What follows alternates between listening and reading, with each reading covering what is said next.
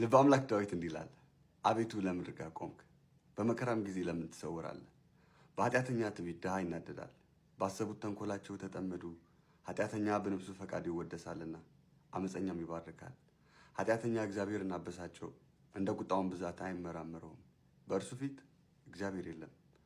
መንገዱ ሁሉ የረከሰ ነው፣ ፍርድህም በፊቱ የፈረሰ ነው። ጠላቶቹንም ሁሉ ይገዛቸዋል። በልቡ ይላል፣ ለልጅ ልጅ አልታወቅም፣ ክፉም አያገኘኝም። አፉ መርገምንና ሽንገላን ተንኮልን የተሞላ ነው። ከምላሱ በታች ጉዳትና መከራ ነው። በመንደሮች መሸመቂያ ይቀመጣል፣ ንጹሐንን በስውር ይገድል ዘንድ። ዓይኖቹንም ወደ ድሃ ይመለከታሉ። እንደ አንበሳ በሽፍግ ዱር በስውር ይሸመቃል።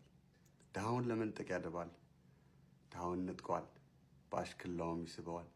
ድሃ ይዋረዳል፣ ይጎብጣል፣ በኃያላኑም እጅ ይወድቃል። በልቡ ይላል፣ እግዚአብሔር ረስቶኛል፣ ፈጽሞም እንዳያይ ፊቱን ሰወረ። አቤቱ አምላኬ ሆይ ተነስ፣ እጅህም ከፍ ከፍ ትበል፣ ድሆችን አትርሳ። ኃጢአተኛ ስለምን እግዚአብሔርን አስቆጣው? በልቡ አይመራመረኝም ይላልና።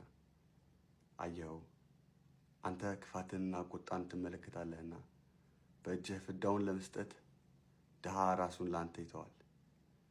ለድሃ አደግም ረዳቱ አንተ ነህ። የኃጢአተኛንና የክፉን ክንድ ስበር፣ የኃጢአቱን ብድራት ክፈል። ሌላ እስከማይገኝ ድረስ እግዚአብሔር ለዘላለም ይነግሣል። አሕዛብ ከምድሩ ይጠፋሉ። እግዚአብሔር የድሆችን ምኞት ሰማ፣ ጆሮም የልባቸውን ሐሳብ አደመጠች።